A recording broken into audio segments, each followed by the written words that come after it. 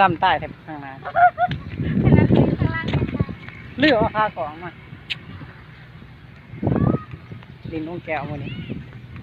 ผู้มีเรียกมันดินน้องแก้วนี่น้องนี่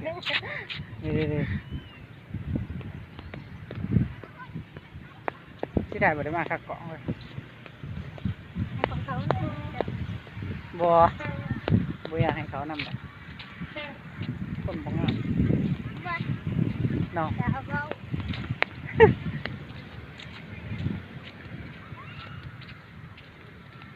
มาออกกำลังกายเ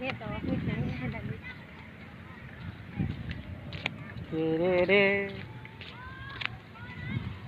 งามดีจัง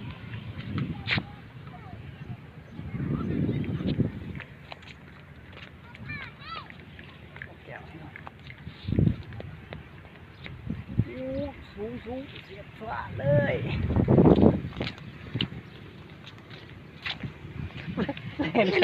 ไปทางไหนก็ไปน้ำบ่อยไปน้ำหรอกไปยังเคยใส่น้ำถ่ายมองรถมันสักน้อยใช่ไปถ่ายกับคนหดชวน